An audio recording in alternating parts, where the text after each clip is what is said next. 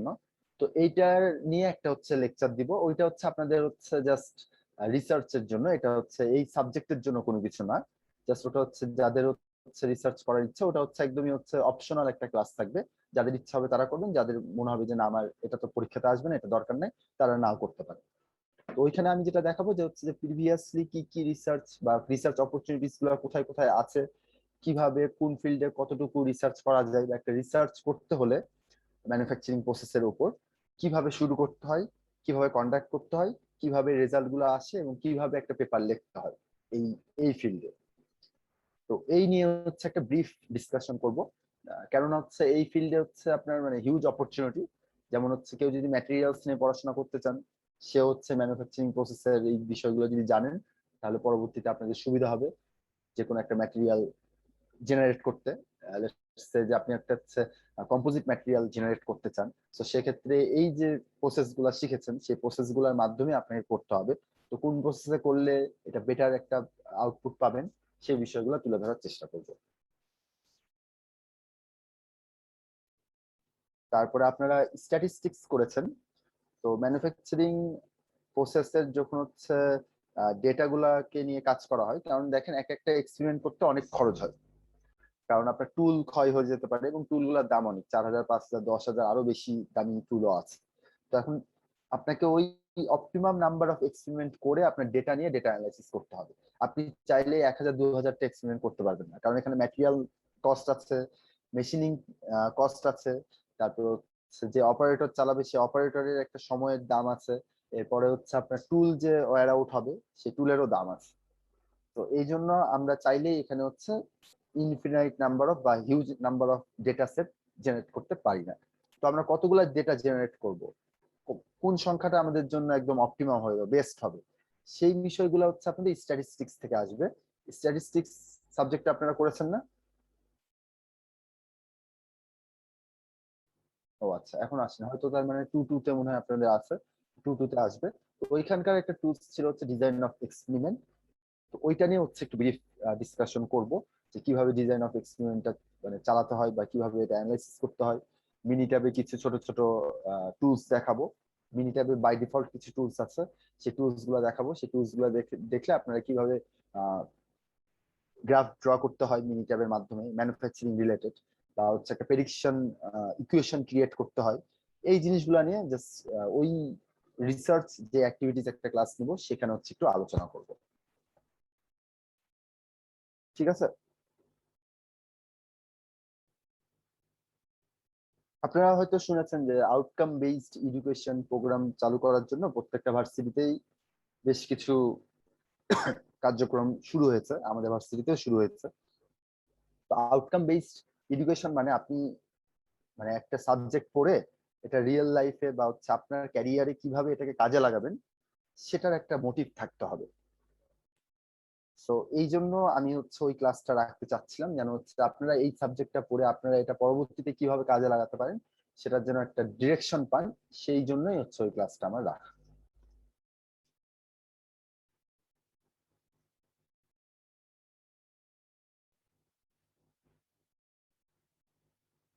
না, এটা এখনো ওয়ার্কিং প্রসেস আছে।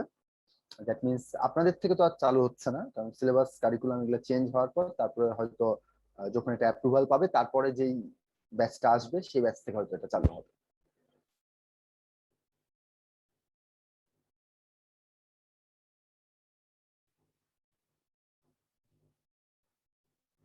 এক্স্যাক্টলি। এই জন্যই আহ, এটা হচ্ছে অ্যাকচুয়ালি বাইরের কান্ট্রি গুলাতে এইভাবেই পড়ানো হয়, যে লেটস সে মানে আমি কাউকে ছোট করতেছি না, লেটস সে আমরা হচ্ছে ম্যাথ, ফিজিক্স, কেমিস্ট্রি বা বিভিন্ন সাবজেক্ট যখন পড়ি, তখন আমাদের করা হয় কি একটা প্রবলেম দিয়ে দেওয়া হয়, সে প্রবলেমটা সলভ করতে হয়। তো সলিউশন মানে সলিউশন করাটার থেকে প্রবলেমটা জেনারেট করাটা জরুরি। আপনি একটা প্রবলেম রিয়েল লাইফে জেনারেট করতে পারতেছেন কিনা ম্যাথমেটিক্যাল ওয়েতে বা ইঞ্জিনিয়ারিং ওয়েতে, সেটা হচ্ছে জরুরি। সলভ তো আপনি যে কোনো ইকুয়েশন, যে কোনো হচ্ছে সফটওয়্যার দিয়েই করতে পারবেন। সলভ করাটা তো মানে আহামরি কোনো কিছু না, প্রবলেমটা খুঁজে বের করে সেটাকে ডিফাইন করাটা হচ্ছে জটিল বিষয়। যেমন আমাদের একজন স্যার জর্জিয়া টেকে পিএইচডি করতে গেছেন। তো স্যারের এক্সপিরিয়েন্স হচ্ছে, স্যার তো এমনিতে অনেক ব্রিলিয়েন্ট। তো স্যার বলতেছে যে মানে আমি এখানে এসে আমার কাছে মনে হয়েছে যে আমি ম্যাথে কিছুই পারি না, কিন্তু সে কিন্তু হচ্ছে অনেক ব্রিলিয়ান্ট, ঠিক আছে। তো মানে স্যারকে জিজ্ঞাসা করছিলাম, স্যার কেন আপনার এটা মনে হচ্ছে? তো হচ্ছে চাইনিজ বা ইন্ডিয়ানরা ম্যাথে যে পরিমাণ আমাদের থেকে আগায় আছে, মানে আমরা অনেক পিছায় আছি ওই অনুযায়ী। তো সেক্ষেত্রে দেখা যায় যে আমরা মানে ওই সিম্বল গুলাই ধরতে পারতেছি না। সেখানে হচ্ছে ওরা সিম্বল তো ওদের কাছে পরিচিতই, এবং ওরা হচ্ছে দেখা যাচ্ছে যে খুব দ্রুত একটা প্রবলেম মানে ম্যাথমেটিক্যালি এক্সপ্রেস করতে পারে, এবং সলিউশন তো কোডিং করে করা যায়। কোডিং তো মানে শেখা যায়, বা এটা তো শেখার বিষয়, কিন্তু ওইটা চিন্তা করে যে ম্যাথমেটিক্যাল ফর্মুলেশন, ওইটা হচ্ছে মানে আমার মানে আমি পারতেছিলাম না বা পারি না অত ভালো তাড়াতাড়ি। তো স্যারকে বললাম, স্যার ল্যাকিংসটা কোথায়? স্যার তখন বললো যে আমাদের দেশের পড়ানোর সিস্টেম আর ওদের পড়ানোর সিস্টেম পুরোপুরি আলাদা, ভিন্ন। আমাদেরকে তো প্রবলেম দিয়ে দেওয়া হয়, ওটা আমরা সলভ করি এক্সামে বসে বসে, কিন্তু ওদের হচ্ছে ওই প্রবলেমটাই ওদেরকে ক্রিয়েট করতে হয়। তো যারা হচ্ছে প্রবলেম ক্রিয়েট করতে, রিয়েল লাইফ একটা সিনারিও দিয়ে দেওয়া হয়, ওইখান থেকে ওদেরকে প্রবলেম ক্রিয়েট করতে হয়, তারপর সলিউশন করতে হয়। সো ওদের পড়ানোর সিস্টেম আর আমাদের সিস্টেমটা কিছুটা হলেও আলাদা আছে, তাই বললো। তো এই জন্য হচ্ছে তাকে হচ্ছে প্রবলেম ফেস করতে হয়েছে। স্যার এবার হচ্ছে আপনার আইআইটি তে এরকম একটা কোশ্চেন করছিল, আইআইটি বোম্বে মনে হয়, যে ওরা স্টুডেন্টদেরকে মানে 60 মার্কস এর কোশ্চেন তৈরি করবে ওরা নিজেরাই স্টুডেন্টরা, এবং অ্যান্সার ওরা নিজেরাই লিখবে এরকম অনলাইন দেখেছেন। এক্সামে। দেখেছেন।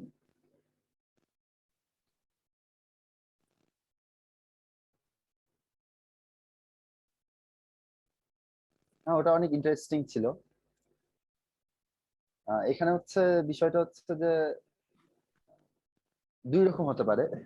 সেটা হচ্ছে যে টিচার হয় অনেক অলস, যে সে কোশ্চেন করতে চায়নি, দ্যাটস ওয়াই দিয়ে দিয়েছে যে তোমরা কোশ্চেন করে তোমরা অ্যান্সার করে ফেলো। অথবা টিচার হচ্ছে অনেক ইন্টেলিজেন্ট, যে হচ্ছে যে সে হচ্ছে স্টুডেন্টদের ক্রিয়েটিভিটি জাজ করার চেষ্টা করতেছিল।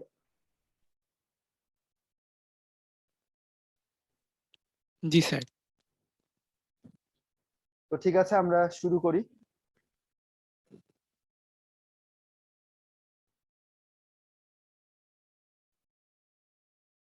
আমার স্ক্রিন দেখা যাচ্ছে?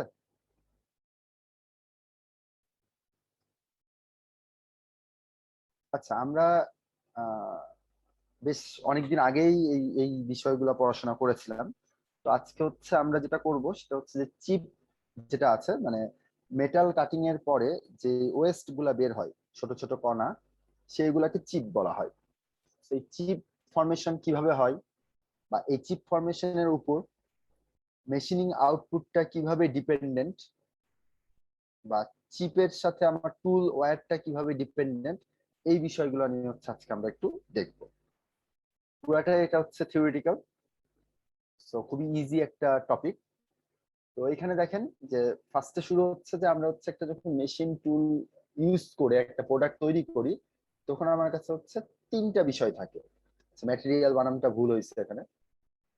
ওয়ার্ক ম্যাটেরিয়াল থাকে আমার কাছে, এরপরে থাকে হচ্ছে আমার কাছে cutting tool, that means work piece থাকে, ওয়ার্ক পিসটাকে কাটিং টুলের মাধ্যমে আমার মেশিনিং করে ফাইনাল প্রোডাক্ট তৈরি করতে হয়।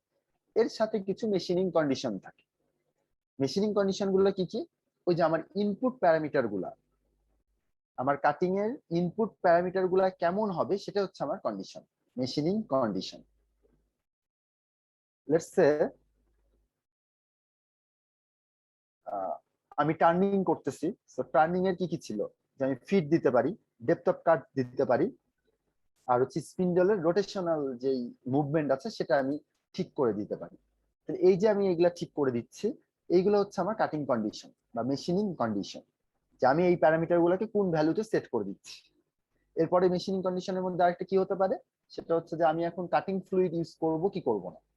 কাটিং ফ্লুইড যদি ইউজ করি তার মানে কি হবে, যে টেম্পারেচার আমার রিডিউস হয়ে যাবে। আর কাটিং ফ্লুইড যদি ইউজ না করি, তাহলে হচ্ছে আমার যে কাটিং জোন, যেখানে কাটিংটা হবে, সেখানকার টেম্পারেচারটা একটু বেশি থাকবে। It depends on application. যে ধরেন যে আপনি হচ্ছে খুব আস্তে আস্তে মেশিনটাকে মুভ করাচ্ছেন, দ্যাট মিনস ফিট খুব আস্তে আস্তে দিচ্ছেন, তো সেক্ষেত্রে তো আপনার টেম্পারেচার অনেক অল্প ক্রিয়েট হবে বা জেনারেট হবে। তো সেক্ষেত্রে কাটিং ফ্লুইড দিয়ে মেশিনিং কস্ট বাড়ানোর কোনো দরকার নেই, কারণ কাটিং ফ্লুইড যখন আপনি দিবেন সেটা কিন্তু হচ্ছে মেশিনিং কস্টটাকে বাড়াই দিবে, কারণ এটা হচ্ছে আলাদা একটা হচ্ছে ম্যাটেরিয়াল। সো ওটা আপনার কিনতে হবে, কিনে আবার ওইখানে হচ্ছে ইনপুট দিতে হবে, সো সেটার জন্য হচ্ছে মেশিনিং কস্ট বেড়ে যাবে। তো যদি প্রয়োজন না হয় সেক্ষেত্রে আমি হচ্ছে এটা ইউজ করব না। কোথায় আমি ইউজ করব? যখন হচ্ছে দেখা যাচ্ছে যে ফিড রেটটা বেশি, কাটিং স্পিডটা বেশি, এবং খুব বেশি পরিমাণ টেম্পারেচার জেনারেট হচ্ছে। এত বেশি পরিমাণ টেম্পারেচার জেনারেট হচ্ছে যে এই টেম্পারেচারে আপনার কাটিং যে ম্যাটেরিয়ালটা আছে, ওয়ার্ক পিস ম্যাটেরিয়াল, সেটাও ক্ষতিগ্রস্ত হচ্ছে, তার সারফেসটা নষ্ট হয়ে যাচ্ছে বা রাফ হয়ে যাচ্ছে, এবং আমার কাটিং টুল যেটা আছে অতিরিক্ত টেম্পারেচারের কারণে এটা হচ্ছে ক্ষতিগ্রস্ত হচ্ছে। তো সেক্ষেত্রে আমি কাটিং ফ্লুইড ইউজ করব। কাটিং ফ্লুইড হিসেবে বিভিন্ন অয়েল ইউজ করা হয়। ইউজুয়ালি যেটা করা হয় 20:1 এই অনুপাতে হচ্ছে অয়েল এবং পানির মিশ্রণটা করা হয়। পানি থাকবে 20% আর 1% থাকবে হচ্ছে কাটিং ফ্লুইড বা হচ্ছে ওই অয়েলটা। তো ম্যাক্সিমাম হচ্ছে এখানে যে পানিটা ইউজ করা হয় সেটা হচ্ছে ডিস্টিলড ওয়াটার। সো পানির পরিমাণ বেশি থাকে, এবং যে মানে ফ্লুইড অয়েল যেটা ইউজ করা হয় সেটার পরিমাণ কম থাকে। কিন্তু এটা হচ্ছে মানে 20:1 রেশিওতেই যদি আমি ইউজ করি সেটা অনেক ইফেক্টিভ একটা রেজাল্ট দেয়। এর থেকে বেশি যদি আমি পানি দিই সেক্ষেত্রে দেখা যায় রেজাল্টটা অত ভালো আসে না। আবার এর থেকে কম দিলে আমার কস্টিংটা বেড়ে যাবে, কারণ হচ্ছে আমার ডিস্টিলড ওয়াটারের দাম তো বেশি না, অনেক কম, কিন্তু হচ্ছে আমার কাটিং ফ্লুইডের দাম তো অনেক বেশি। তো আমি যদি এটাকে 20:1 করি তাহলে তো আমার কাটিং ফ্লুইড বেশি দিতে হচ্ছে, অয়েলটা বেশি দিতে হচ্ছে, তো সেক্ষেত্রে তো আমার কস্ট বেড়ে যাবে। তো এই জন্য এটা হচ্ছে অপটিমাম একটা ভ্যালু হচ্ছে 20:1। তো এইগুলো হচ্ছে আমাদের কাটিং কন্ডিশন। যে কাটিং কন্ডিশন যদি আমি ফ্লুইড ইউজ করি, কাটিং ফ্লুইড যদি ইউজ করি সেটাকে আমরা বলে থাকি হচ্ছে ওয়েট কন্ডিশন। আর যদি ইউজ না করে থাকি তাহলে সেটাকে আমরা বলি ড্রাই কন্ডিশন। দ্যাট মিনস আমি কোনো প্রকার ফ্লুইড ইউজ করতেছি না। এইভাবে হচ্ছে আমরা মেশিনিং কন্ডিশন গুলোকে ঠিক করে দেবো। তাহলে ওয়ার্ক পিস ম্যাটেরিয়াল দিব, কাটিং টুল দিব, টুল ইউজ করব, এবং মেশিনিং যে কন্ডিশন গুলো আছে, ইনপুট প্যারামিটার গুলো আছে, সেইগুলো হচ্ছে আমি ঠিক করে দেবো। করে দিয়ে মেশিন টুলের মাধ্যমে মেশিনিং করব, করার পর আমি ফাইনালি একটা প্রোডাক্ট ক্রিয়েট করব বা জেনারেট। না না, ওইটা নাই, ওইটা নাই। কাটিং কন্ডিশনের উপরে আমি বলতেছিলাম, এগুলো একটু নোট করে রাখবেন আপনারা। আর এরপরে হচ্ছে আমরা দেখেন যে হচ্ছে যে তাহলে এটা কি বোঝা গেল যে আমরা টোটাল একটা ফাইনাল প্রোডাক্ট যখন তৈরি করতে চাই তাহলে হচ্ছে আমরা কি কি বিষয় মাথায় রেখে আমাদেরকে তৈরি করতে হবে।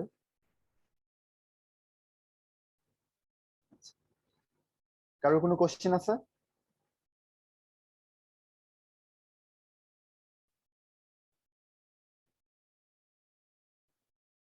আচ্ছা, এরপরে আমরা চলে যাই যে আমরা হচ্ছে কাটিং এর যে ক্লাসিফিকেশন আছে সেটাকে আমরা দুই ভাগে ভাগ করতে পারি। একটা হচ্ছে অর্থোগোনাল আর একটা হচ্ছে অবলিক। অর্থোগোনালটা হচ্ছে আপনার straight cut, that means cutting tool আর হচ্ছে ওয়ার্কপিস 90 ডিগ্রি অ্যাঙ্গেলে থাকবে।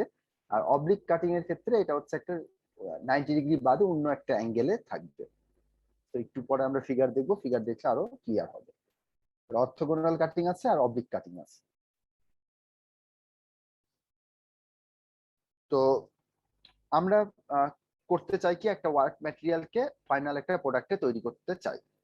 তো এই ওয়ার্কপিস ম্যাটেরিয়াল থেকে আমরা কিছু আননেসেসারি ম্যাটেরিয়াল রিমুভ করে আমি ফাইনালি একটা এটাকে শেপে নিয়ে এসে ফাইনাল প্রোডাক্ট তৈরি করতে চাই। এই যে আমি আননেসেসারি ম্যাটেরিয়াল গুলা রিমুভ করতেছি, এটাকে বলা হয় material removal process.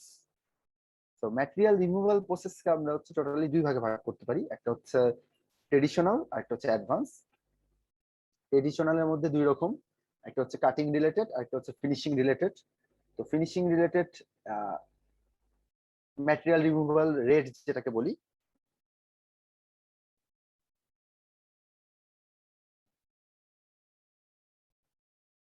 Material removal প্রসেসের ক্ষেত্রে যেটা হয় যে আমরা হচ্ছে ম্যাটেরিয়াল রিমুভাল রেট যেটা MRR, যেটা সেটা খুব গুরুত্বপূর্ণ। এই টার্মটা আপনারা অনেক সময় পাবেন। এটা হচ্ছে material removal rate. That means কোন রেটে, ধরেন যে এটার ইউনিট হচ্ছে আপনার ভলিউম পার মিনিট বা পার টাইম, ভলিউম পার টাইম। সো ভলিউমকে আমি যদি বলি মিটার কিউব পার সেকেন্ড, পার সেকেন্ডে আমার কতটুকু ভলিউম দূর হতে মানে নাই করতে পারতেছি, মানে আমি একটা ম্যাটেরিয়ালে প্রতি সেকেন্ডে কতটুকু ম্যাটেরিয়াল রিমুভ করতে পারতেছি, সেটা হচ্ছে আমার MRR। তাহলে এখন বলেন তো এমআরআর বেশি হলে ভালো না কম হলে ভালো? স্যার বেশি স্যার হলে বেশি ভালো। হলে ভালো। অবভিয়াসলি আমরা তাহলে আমাদের যদি কোনো, আচ্ছা এমআরআর কি আমার ইনপুট না output? Sir output output. Output. তাহলে দেখেন আমরা এখানে এর আগে কিন্তু ইনপুট প্যারামিটার গুলোর কথা বলতেছিলাম, এখন ফার্স্ট একটা আউটপুট প্যারামিটার পাইলাম, সেটা হচ্ছে যে এমআরআর। তাহলে আমরা করি কি, আউটপুটটাকে হচ্ছে আমার টার্গেট, তাই না? আউটপুট মানে আমার টার্গেট। তাহলে আপনারাই বললেন যে এমআরআর আমাদের বেশি হতে হবে, তাহলে এমআরআর এর ক্ষেত্রে আমার অবজেক্টিভ ফাংশন কি হবে, যে ম্যাক্সিমাইজ এমআরআর। আমি যত তাড়াতাড়ি ম্যাটেরিয়াল রিমুভ করতে পারবো, মেশিনিং টাইম তত কম হবে, তাই না?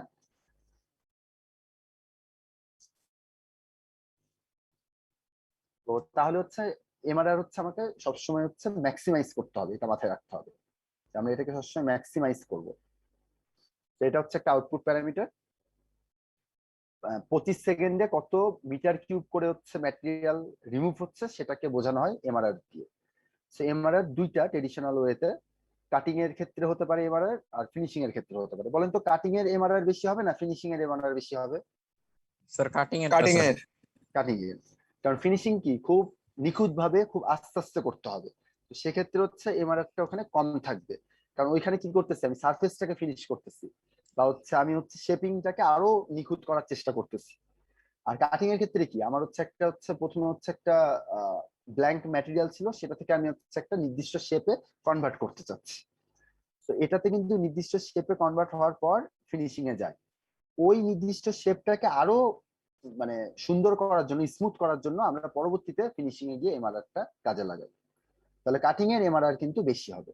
তো কাটিং এর এমআরআর হচ্ছে দেখেন ম্যাটেরিয়াল রিমুভাল প্রসেস হচ্ছে দুই ভাবে হতে পারে, একটা সার্কুলার শেপে আর একটা হচ্ছে আদার্স শেপ, বা হচ্ছে বিভিন্ন রকম হচ্ছে ছোট ছোট শেপে হতে পারে, বা বিভিন্ন টাইপের শেপে হতে পারে এখানে, ঠিক আছে? সার্কুলার শেপটা কি, ওই যে টার্নিং করার সময় আপনারা এমএসপি ল্যাবে করেছিলেন, তো টার্নিং করার সময় দেখবেন যে ছোট ছোট হচ্ছে গোল গোল মানে হচ্ছে স্পাইরাল টাইপের হচ্ছে চিপ ক্রিয়েট হয়েছিল। তো টার্নিং বলি বা ড্রিলিং বলি বা বোরিং বলি, এই প্রসেস গুলাতে যে চিপ গুলা ক্রিয়েট হয় সেইগুলো হচ্ছে একটু সার্কুলার শেপের হয়, ঠিক আছে?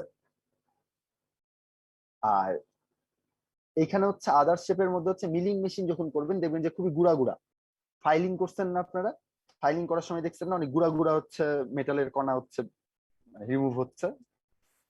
তো ওইরকম মিলিং প্ল্যানিং এবং শেপিং এর ক্ষেত্রে খুবই মানে হচ্ছে সূক্ষ্ম সূক্ষ্ম কণা আকারে ম্যাটেরিয়াল গুলো রিমুভ হয়।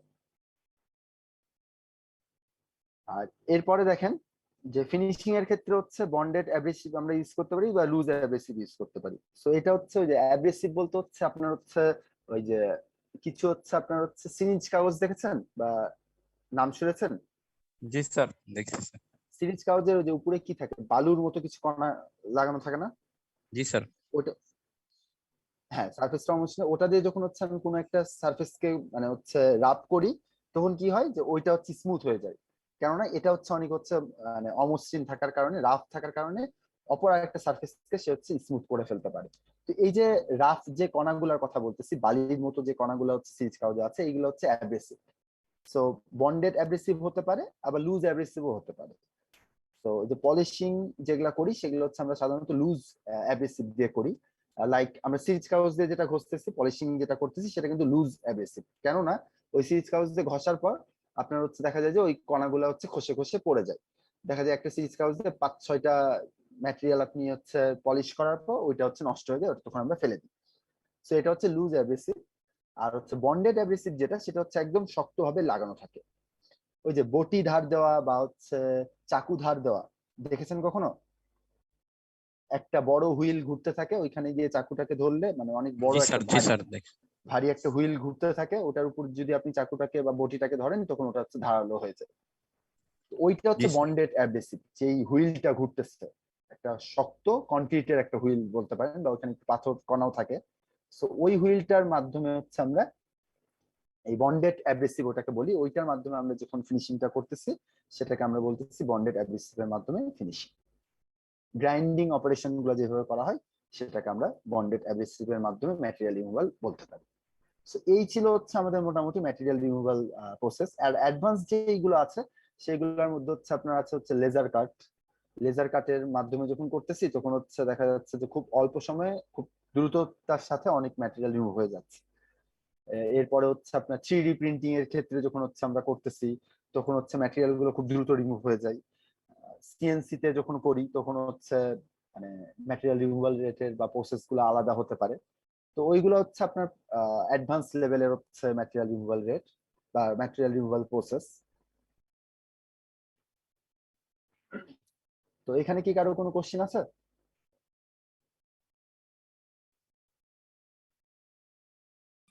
নাই স্যার। আচ্ছা, আউটপুট প্যারামিটারের যেহেতু কথা বললাম, আউটপুট প্যারামিটার আর কি কি হতে পারে বলেন তো? Any idea? যে একটা মেটাল আমি তৈরি করলাম, ঠিক আছে, একটা মেটাল পার্ট আমি তৈরি করলাম, এই পার্টের মানে কোন জিনিসগুলো আমি খেয়াল করব আউটপুট প্যারামিটার হিসাবে?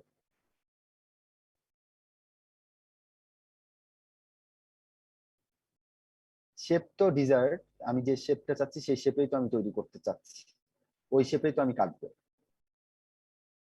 তো এটা নট আউটপুট প্যারামিটার, এটা তো ডিপেন্ড করতেছে না।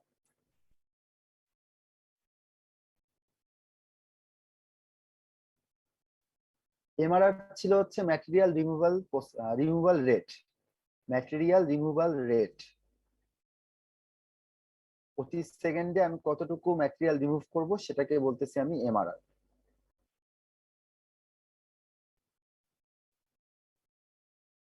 আচ্ছা, আউটপুট প্যারামিটার কি কি হতে পারে? স্যার সারফেস ফিনিশিং হতে পারে। Very good. সারফেস রাফনেস বা সারফেস ফিনিশিং, দ্যাট মিনস সারফেসটা আমার কত স্মুথ হবে, সেটা হচ্ছে একটা আহ, অনেক কি আউটপুট প্যারামিটার বা অনেক ইম্পর্টেন্ট একটা আউটপুট প্যারামিটার। Very good. আর কি হতে পারে?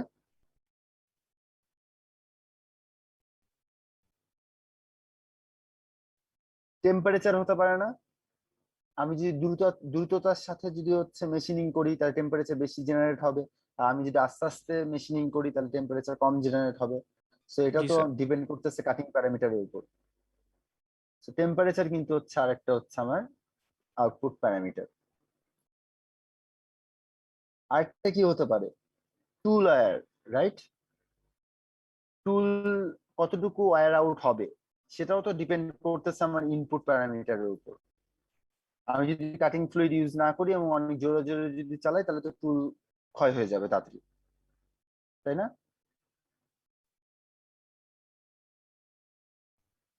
হ্যালো, আমাকে শোনা যাচ্ছে? জি স্যার। জি স্যার, শোনা যাচ্ছে স্যার। আচ্ছা, টুল ওয়্যারও কিন্তু হচ্ছে একটা আউটপুট প্যারামিটার। আচ্ছা, টুল ওয়্যারও কিন্তু হচ্ছে একটা আউটপুট প্যারামিটার। ঠিক আছে, তাহলে টুল ওয়্যার হতে পারে, সারফেস ফিনিশ হতে পারে, এরপরে হচ্ছে আপনার টেম্পারেচার হতে পারে, কাটিং জোন টেম্পারেচার যেটাকে আমরা বলতেছি, কাটিং জোনে কতটুকু টেম্পারেচার ক্রিয়েট হচ্ছে সেইগুলো হচ্ছে আমার আউটপুট প্যারামিটার। এরকম আরো অনেক আউটপুট প্যারামিটার থাকতে পারে বা আসতে পারে। সেই বিষয়গুলোর জন্য হচ্ছে আমাদেরকে হচ্ছে ওই যে রিসার্চ অ্যাক্টিভিটিসে গিয়ে রিসার্চ যে ব্যাকগ্রাউন্ড পেপার গুলো আছে সেইগুলো পড়তে হবে, কে কিভাবে আউটপুট প্যারামিটার গুলাকে কিভাবে ধরতেছে। তাহলে দেখেন এখানে একটা জিনিস খুবই ইম্পর্টেন্ট, যে হচ্ছে যে আমরা কাটিং যেই আউট প্যারামিটার গুলো আছে সেটার সাথে ইন প্যারামিটারের একটা রিলেশন বের করাটা কিন্তু খুব জরুরি। যেমন এই রিলেশনশিপের মাধ্যমে কিন্তু হচ্ছে আমি জানতে পারবো যে হচ্ছে যে আমার একটা জিনিস মেশিনিং করতে কত টাইম লাগতেছে, সারফেস রাফনেস আমি কেমন পাচ্ছি, হচ্ছে আমার টুল লাইফ কতটুকু হবে, সেইগুলোর মাধ্যমেই তো হচ্ছে আমি ডিসাইড করব যে কি হবে।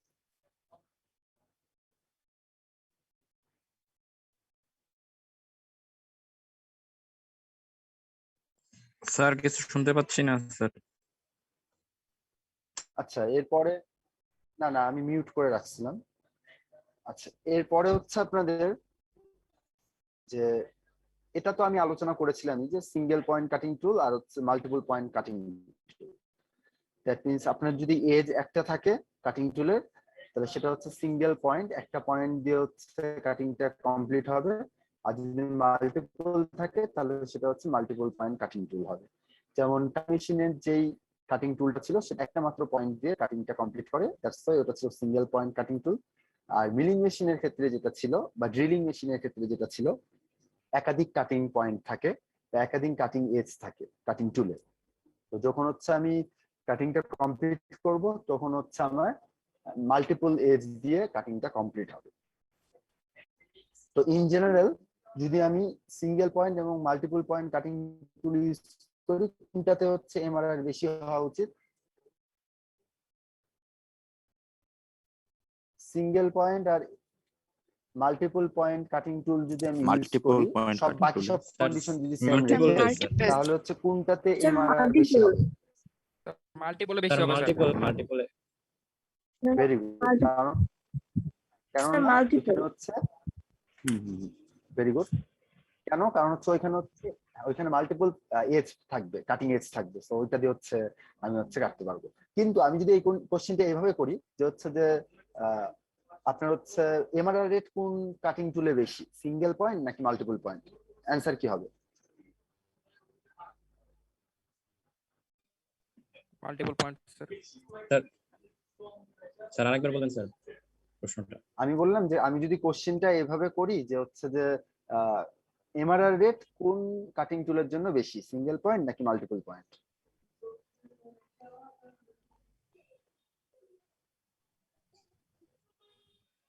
স্যার মাল্টিপল পয়েন্টে তো হবে কথা বেশি স্যার, মানে ওটা যেহেতু স্যার কয়েকটা পয়েন্ট ইয়ে করতেছে।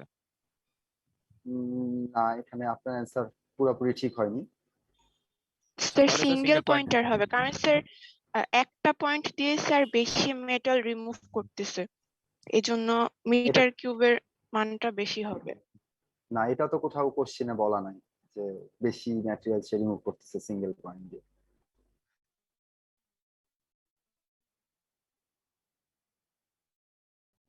এখানে স্যার কিন্তু রেট মূলত সমান হওয়ার কথা। আর কেউ চেষ্টা করবেন? রেট সমান হবে এটা কি করে বুঝলেন? ব্যাকগ্রাউন্ড কোনো ইনফরমেশন দেওয়া আছে? না স্যার। স্যার মাল্টিপল পয়েন্টের যেহেতু কাটিং এজ বেশি, তাই স্যার বেশি ম্যাটেরিয়াল রিমুভ করবে, নট মানে নেসেসারি। এমআরআর বেশি হবে স্যার। তাহলে আমি আপনাকে বলি, গ্রাইন্ডিং মেশিনেও কিন্তু হচ্ছে মাল্টিপল পয়েন্ট কাটিং টুল ইউজ করা হচ্ছে, আবার turning a single point use করা হচ্ছে। তাহলে আপনার কাছে কোনটার এমআরআর বেশি মনে হয়? স্যার টার্নিং এর তো বেশি। টার্নিং এর বেশি, কিন্তু ওই সিঙ্গেল পয়েন্ট, তারপর টার্নিং এর বেশি। তাহলে জি এটা স্যার। কার উপর ডিপেন্ড করতেছে? অবশ্যই ইনপুট মেশিনের উপরে। মেশিনের উপর এবং আদার্স ইনপুট প্যারামিটারের উপর। জি স্যার। তাহলে আমি যদি একদম ইন জেনারেল জিজ্ঞাসা করি যে সিঙ্গেল পয়েন্ট কাটিং টুলের কোন কাটিং টুল দিয়ে হচ্ছে এমআরআর বেশি হয়, সিঙ্গেল পয়েন্ট না মাল্টিপল পয়েন্ট, তাহলে অ্যান্সার হবে নান অফ দেম। কারণ ক্যান নট বি ডিটারমাইন্ড বা নান অফ দেম এটা হবে। নান অফ দেম এটা না, মানে ক্যান নট বি ডিটারমাইন্ড এটা হবে, কারণ আপনি ব্যাকগ্রাউন্ড কন্ডিশন গুলো জানেন না।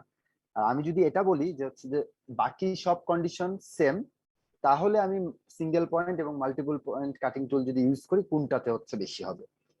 বাকি কন্ডিশন সেম মানে কি, যে আমি একটা মেশিন ইউজ করতেছি, একই টাইপের মেশিন ইউজ করতেছি, ওই মেশিনে আমি একটা সিঙ্গেল পয়েন্ট আবার একটা হচ্ছে মাল্টিপল পয়েন্ট কাটিং টুল ইউজ করতেছি, মোশন থেকে শুরু করে বাকি সব কিছু সেম, তখন হবে হচ্ছে অ্যান্সারটা মাল্টিপল পয়েন্ট কাটিং টুলে হচ্ছে আমার এমআরআরটা বেশি হবে। এই জিনিসটা কি বুঝলেন? জি স্যার। জি স্যার। আচ্ছা,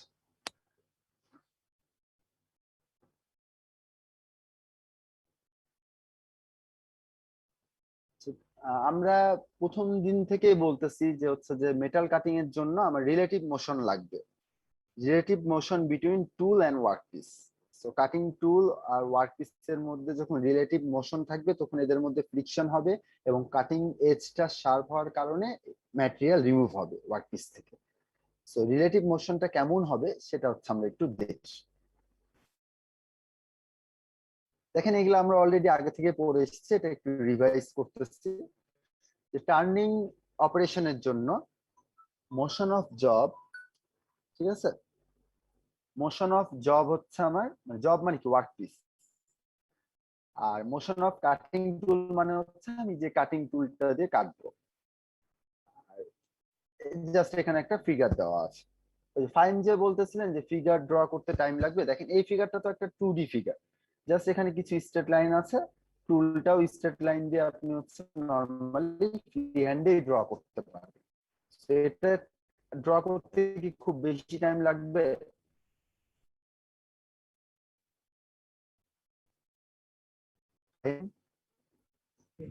না স্যার, বেশি টাইম লাগবে স্যার না। 1 মিনিটে হয়ে যাবে স্যার।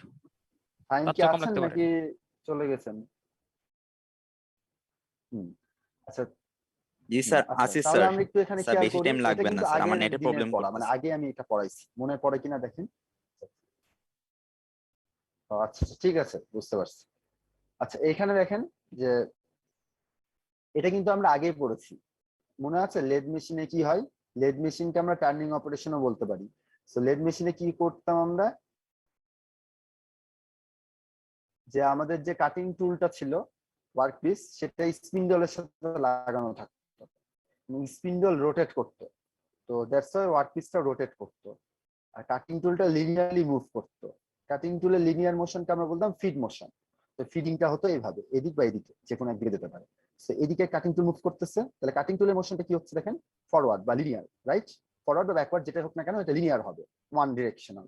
আর জবের যেই মোশনটা সেটা কি হবে, রোটেশন বা রোটারি মোশন। এরপরে বোরিং এর ক্ষেত্রে কি হচ্ছে দেখেন, বোরিং এর ক্ষেত্রে হচ্ছে আমার জব বা ওয়ার্কপিস যেটা আছে সেটা হচ্ছে রোটেট করতে থাকবে, আর আমার যে বোরিং টুলটা আছে সেটা হচ্ছে আস্তে আস্তে ভেতরের দিকে যাবে। মনে আছে বোরিং কি করে? বোরিং ছিল হচ্ছে hole enlargement process, hole opening process ছিল হচ্ছে আপনার ড্রিলিং, হোল ইনলার্জমেন্ট ছিল বোরিং, আর হচ্ছে হোল স্মুথ করা বা ফিনিশিং সেটা ছিল রিমিং। এই তিনটা ছিল হচ্ছে হোল ক্রিয়েটিং প্রসেস। সো বোরিংটা হচ্ছে দেখেন এই যে আগে ছিল এই ডায়ামিটারের হোল, সো ডায়ামিটারটাকে দেখেন বাড়াই দিয়েছে, সো কিছুটা ডায়ামিটার বেড়ে গেছে, এটাই হচ্ছে আমার বোরিং অপারেশন। সো বোরিং অপারেশনের ক্ষেত্রেও জবটা আমার রোটারি মোশনে থাকে, দ্যাট মিনস ওয়ার্কপিস যেটা আছে সেটা রোটেট করতে থাকে, আর কাটিং টুলটা আস্তে আস্তে ফরওয়ার্ড দিক ভেতরের দিকে যেতে থাকে। তো এই জন্য এটার মোশনটা হচ্ছে ফরওয়ার্ড মোশন বা লিনিয়ার মোশন। এরপরে আমরা যদি যাই ড্রিলিং এর ক্ষেত্রে, ড্রিলিং এর ক্ষেত্রে কি হয়, যে আমার এই কাটিং টুলটা কি থাকে, রোটারি মোশনে থাকে, এবং এট এ টাইম রোটারি মোশনেও থাকে, আস্তে আস্তে এটা ফরওয়ার্ডলি মানে ওয়ার্কপিসের ভেতরের দিকে যেতে থাকে। সেক্ষেত্রে কি হচ্ছে, তখন যখন হচ্ছে এটাকে আমি ওয়ার্কপিসের ভেতর প্রেস করতেছি, তখনই কিন্তু এটার মধ্যে হচ্ছে ড্রিলিং হচ্ছে এবং এটার মধ্যে হোল ক্রিয়েট হচ্ছে। সো ওয়ার্কপিস কিন্তু কোনো মোশনে থাকতেছে না, ওয়ার্কপিস জাস্ট ফিক্সড ভাবে আমি রাখি, তারপর হচ্ছে আমি ড্রিল মেশিন দিয়ে এটার মধ্যে হচ্ছে হোল ক্রিয়েট করি। বাসা বাড়িতে ড্রিল মেশিন যখন নিয়ে আসা হয়, দেওয়ালে যখন হচ্ছে স্ক্রু লাগানোর জন্য একটা হোল ক্রিয়েট করা হয়, তখন তো দেওয়াল তো মুভ করতেছে না, দেওয়াল তো স্থিরই থাকতেছে, তাই না? তো দেওয়াল হচ্ছে আমার ফিক্সড, ওটা আমার ওয়ার্কপিস। তো ওইখানে যখন আমি হোল ক্রিয়েট করতেছি, তখন কি আমার ড্রিল মেশিন অন করে দিলে ড্রিল বিটটা ঘুরতে থাকে, এবং আমি যখন হচ্ছে দেওয়ালে এটাকে প্রেস করতেছি, আস্তে আস্তে ভেতরের দিকে আমি মুভ করাচ্ছি, সো লিনিয়ার মুভমেন্টটা দিচ্ছি। তাহলে আমার কাটিং টুলের যে মোশন সেটা রোটারি প্লাস লিনিয়ার দুটোই একসাথে। বোঝা গেছে?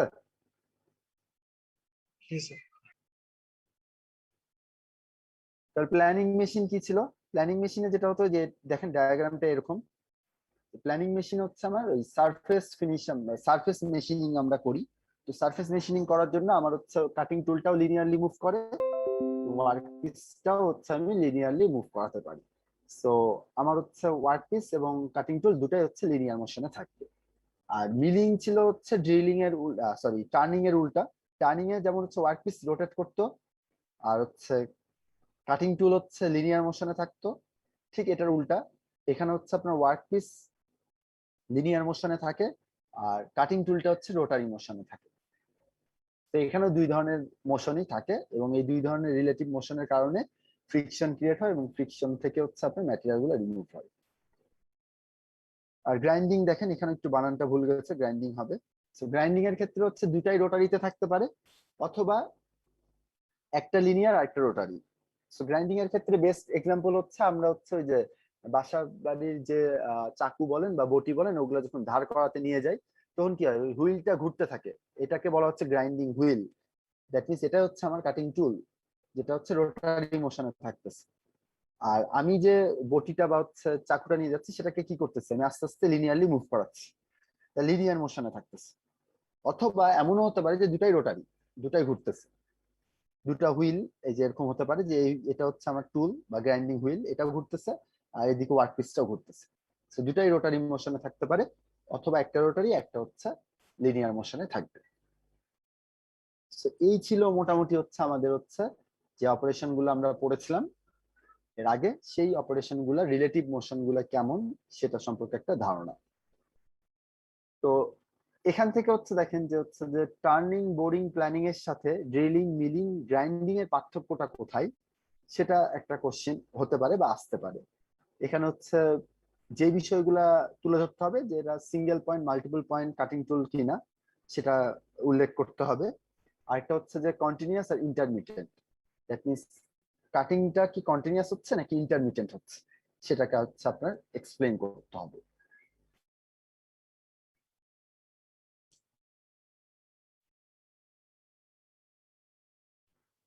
এরপরে দেখেন যে ফান্ডামেন্টাল অফ কাটিং, ঠিক আছে। একটা কাটিং টুল যখন হচ্ছে একটা ওয়ার্ক পিসকে কাটবে, তখন হচ্ছে কি কি প্যারামিটার বা কি কি ম্যাথমেটিক্যাল টার্ম থাকতে পারে, সেই বিষয়গুলো হচ্ছে এই ডায়াগ্রামে দেওয়া আছে। লেটস সে আমি হচ্ছে একটা টার্নিং অপারেশনের ক্ষেত্রে, এটা straight turning, so let's say straight turning আমি করতেছি। সো এটা হচ্ছে আমার রেডটা হচ্ছে আমার কাটিং টুল, এটা হচ্ছে আমার কাটিং টুল, আর এটা হচ্ছে আমার work piece. So work piece rotate করতে থাকবে, কাটিং টুল লিনিয়ারলি মুভ করতে থাকবে। সো এখানে যেটা হচ্ছে যে এইটারই একটা 2D ডায়াগ্রাম আমি এখানে ড্র করছি। সো দেখেন এই যে একটা সিঙ্গেল পয়েন্ট, এটাকে বলতেছি সিঙ্গেল পয়েন্ট কেন বলা হচ্ছে, একটা পয়েন্ট দিয়ে সে কাটতেছে। এই পয়েন্টে যে যেটা, সেটাকে আমরা বলতে পারি যে হচ্ছে যে এটা হচ্ছে আমার কাটিং পয়েন্ট। সেই কাটিং পয়েন্টটা দেখেন কিছুটা ইনক্লাইন্ড ভাবে থাকে, কিছুটা ইনক্লাইন্ড ভাবে থাকে এদিকেও, আবার হচ্ছে এদিকেও। দ্যাট মিনস এটা পুরাটা হচ্ছে আপনার ওয়ার্ক পিসের সাথে লেগে যায় না, এবং এইদিকে হচ্ছে এটাকে একটু ইনক্লাইন্ড ওয়েতে রাখি বলেই একটা হচ্ছে ফোর্স সে জেনারেট করতে পারে। তো এই যে ভার্টিক্যালের সাথে এই ইনক্লাইন্ড যে অ্যাঙ্গেলটা, সেটাকে আমরা বলে থাকি রেক অ্যাঙ্গেল, এবং এটাকে আলফা দ্বারা আমরা চিহ্নিত করি। এটা হচ্ছে আমার রেক অ্যাঙ্গেল। আর ওয়ার্ক পিসের সাথে যে ছোট্ট একটা অ্যাঙ্গেলে আমরা কাটিং টুলটাকে রাখি, সেটাকে আমরা বলি হচ্ছে ক্লিয়ারেন্স অ্যাঙ্গেল বা রিলিফ অ্যাঙ্গেল। সেটার এটা অ্যামাউন্ট খুবই কম হয়, 2 থেকে 5 ডিগ্রির মধ্যে হয়, 2 থেকে 5 ডিগ্রি অ্যাঙ্গেল এটা হচ্ছে হয় ইউজুয়ালি। আর রেক অ্যাঙ্গেল বিভিন্ন রকম হতে পারে, প্লাসও হতে পারে আবার মাইনাসও হতে পারে। যদি হচ্ছে আপনার এরকম যদি হয়, তাহলে হচ্ছে এটা হচ্ছে আপনার প্লাস রেক অ্যাঙ্গেল। আর যদি এই কাটিং টুলটা যদি এভাবে থাকতো, এইভাবে যদি কাটিং টুলটা থাকতো, তাহলে যে অ্যাঙ্গেলটা ক্রিয়েট হতো, এই অ্যাঙ্গেল, এটাকে আমরা বলতাম হচ্ছে মাইনাস রেক অ্যাঙ্গেল। ঠিক আছে। সো রেক অ্যাঙ্গেল, রেক অ্যাঙ্গেলটা হচ্ছে আপনার এই কাটিং টুল বরাবর মানে হচ্ছে 90 ডিগ্রি অ্যাঙ্গেলে থাকে না, এটা হচ্ছে কিছুটা হচ্ছে আপনার ইনক্লাইন্ড ওয়েতে থাকে। সো যতটুকু ইনক্লাইন্ড ওয়েতে থাকে ভার্টিক্যালের সাথে, সেই অ্যাঙ্গেলটাকে বলা হচ্ছে রেক অ্যাঙ্গেল। ভার্টিক্যালের সাথে যতটুকু ইনক্লাইন্ড ভাবে থাকবে সেটাকে আমরা বলতেছি রেক অ্যাঙ্গেল, যেটাকে আলফা দ্বারা চিহ্নিত করা হয়। এটা প্লাস বা মাইনাস বলা যেতে পারে, ডিপেন্ডস অন যে কোন দিকে আমার রেক অ্যাঙ্গেলটা ক্রিয়েট হচ্ছে। যদি হচ্ছে আমার ভার্টিক্যালের সাথে রাইট সাইডে যদি অ্যাঙ্গেলটা ক্রিয়েট হয়, তাহলে সেটাকে আমরা বলতেছি প্লাস রেক অ্যাঙ্গেল। আর ভার্টিক্যালের সাথে যদি নেগেটিভ দিকে মানে মাইনাস বাম দিকে যদি তৈরি হয়, তাহলে সেটাকে আমরা বলতেছি হচ্ছে নেগেটিভ রেক অ্যাঙ্গেল। সো এটা এটা রেক অ্যাঙ্গেল। আর এই যে আমার হচ্ছে যে রেক অ্যাঙ্গেলটা টুলের যে ফেসের সাথে ক্রিয়েট হয়, সেটাকে আমরা বলে থাকি হচ্ছে রেক ফেস। ঠিক আছে। সো এটাকে রেক ফেস বলে থাকি। আর হচ্ছে এই ক্লিয়ারেন্স অ্যাঙ্গেলটা যে ফেসের সাথে তৈরি হয়, সেটাকে আমরা বলে থাকি ফ্ল্যাঙ্ক ফেস বা ফ্ল্যাঙ্ক সারফেস। এটা রেক সারফেস আর এটা হচ্ছে ফ্ল্যাঙ্ক সারফেস। ঠিক আছে, এই সারফেসটা হচ্ছে আমার ফ্ল্যাঙ্ক সারফেস, আর এই সারফেসটা হচ্ছে আমার রেক্স সারফেস। এটা হচ্ছে আমার রেক সারফেস, আর এই সারফেসটা হচ্ছে আমার ফ্ল্যাঙ্ক সারফেস।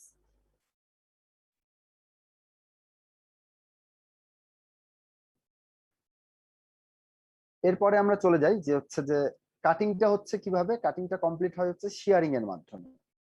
ঠিক আছে, এখানে আমার শিয়ার হয়, শিয়ার ফোর্সের মাধ্যমে কাটিংটা কমপ্লিট হয়। তো শিয়ার ফোর্সটা দেখেন যে হচ্ছে যে অ্যাঙ্গেল ক্রিয়েট করতেছে সেটাকে আমরা বলি শিয়ার অ্যাঙ্গেল। সো এটা হচ্ছে আমার শিয়ার ওয়ার্কপিস অ্যাঙ্গেল। সো এটাকে আমরা হচ্ছে ফাই দ্বারা চিহ্নিত করতেছি। এটা কি আমরা হরাইজন্টালের সাথে এই যে কতটুকু অ্যাঙ্গেলে আমার কাটিংটা কমপ্লিট হচ্ছে সেটাকে আমি বলতেছি হচ্ছে শিয়ার অ্যাঙ্গেল। এটাকে ফাই দ্বারা রিপ্রেজেন্ট করা হয়। আর আমার ভেলোসিটি কি এই বরাবর লিনিয়ার ভেলোসিটি, ফিডটাকে বলা হচ্ছে ভেলোসিটি। এটা কিন্তু হচ্ছে ফিড মোশনটা, এই ফিড মোশনটাকে আমরা বলতেছি লিনিয়ার ভেলোসিটি বা কাটিং ভেলোসিটি।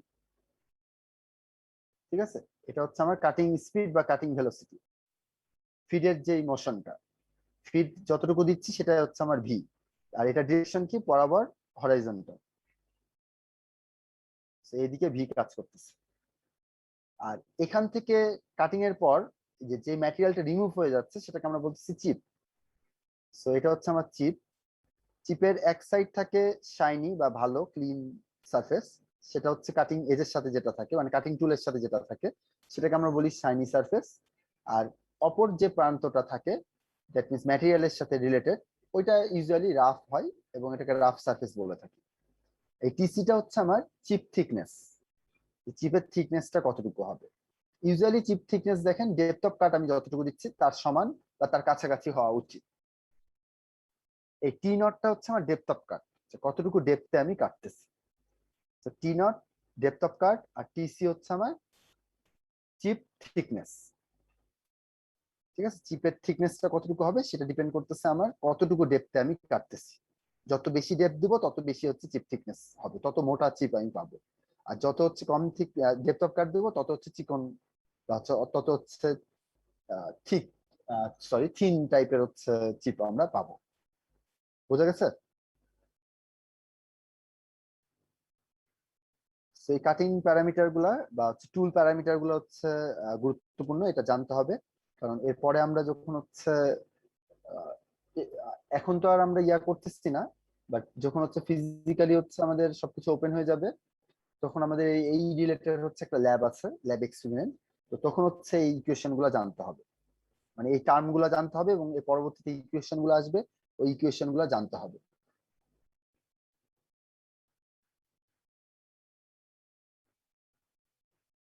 আচ্ছা দেখেন কিভাবে একটা, এটা টুল হোল্ডার, টুল হোল্ডারের উপর টুল আছে। এই টুলটা দিয়ে আমি হচ্ছে এই যে যেই কাটিং যেই ওয়ার্কপিস ম্যাটেরিয়াল আছে সেটাকে আমরা কাটতেছি। কাটলে এরকম হলুদ কালারের, হলুদ কালারের না মানে এখানে দেখানো হচ্ছে হলুদ কালার, তো এরকম একটা হচ্ছে চিপ হচ্ছে বের হবে।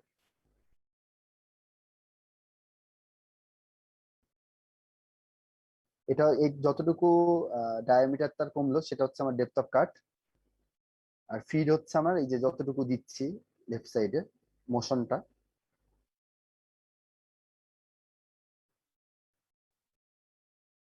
প্রথমে আমি বলেছিলাম যে দুই দুই টাইপের কাটিং হয়, একটা হচ্ছে অর্থোগোনাল আর একটা হচ্ছে আপনার অবলিক কাটিং। অর্থোগোনাল কাটিংটাকে 2D কাটিংও বলা হয় এবং এটা স্ট্রেট হয় এবং perpendicular to the direction of cutting হয়। ঠিক আছে, সাধারণত স্ট্রেট মিলিং বা হচ্ছে লেড মেশিনের যখন হচ্ছে পার্ট অফ করা হয় বা কেটে ফেলা হয় সেই ধরনের কাটিং গুলাকে আমরা সাধারণত অর্থোগোনাল কাটিং বলে থাকি। দেখেন এখানে এক্সাম্পল দেওয়া আছে অর্থোগোনাল কাটিং এর।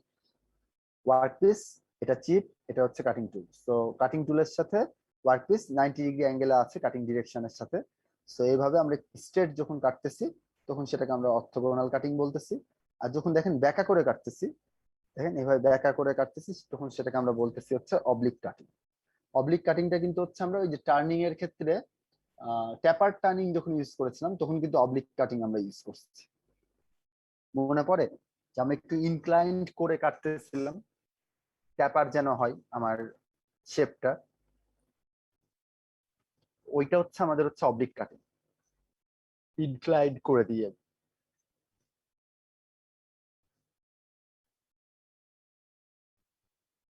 আচ্ছা ঠিক আছে, যেহেতু টাইম শেষ হয়ে গেছে আমি এর পরের দিন এরপরে যতটুকু বাকি আছে সেটা শেষ করব। অলরেডি এগুলো আমি আলোচনা করছি, তো আর একটু আলোচনা পরবর্তীতে করব।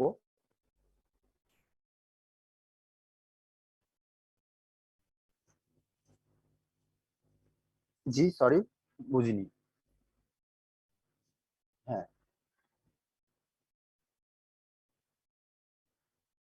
তো আপনার হ্যাঁ 1-1 এ রিটেক তাই না? ওইটা হচ্ছে এখনো জানাইনি, জানাই দিবে। একটু হচ্ছে ওই যে বুটেক্স এর পেজটাতে একটু ইয়া রাখেন, চোখ রাখেন, বা নোটিশ বোর্ডে একটু চোখ রাখেন। ওদের ডিসিশন এখনো হয়নি, তবে হচ্ছে এই খুব সম্ভবত হচ্ছে এই রেজাল্ট গুলা হয়ে যেতে যেতে ওদের পরীক্ষার ইয়াগুলাও হয়ে যাবে। এই মাসের শেষের দিকে মনে হচ্ছে ওদের পরীক্ষা শুরু হবে খুব সম্ভবত। আর রেজিস্ট্রেশন হয়তো 10 তারিখের পর থেকে চালু হতে পারে। I am not sure, but যদি এই মাসের শেষে পরীক্ষা হয় তাহলে তো রেজিস্ট্রেশন শুরু হয়ে যাবে। এটা নোটিশ দিয়ে দেওয়া হবে, একটু চোখ রাখেন তাহলে হবে। আর কারো কোনো কোশ্চেন আছে?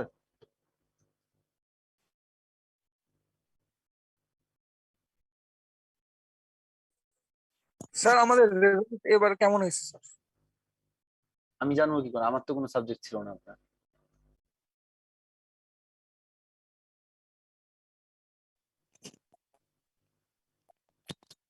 স্যার আপনার নেক্সট ক্লাস কি পরের রবিবারে না এই সপ্তাহে আরো? না, আমি রবিবারে আবার নেক্সট ক্লাস নিব।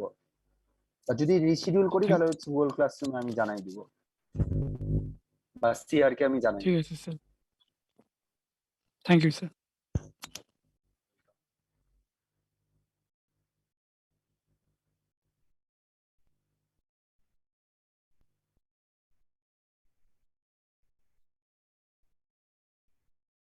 তো ঠিক আছে, আর যদি কারো কোনো কোশ্চেন না থাকে তাহলে আমরা ক্লাস আজকে এখানে শেষ করতেছি।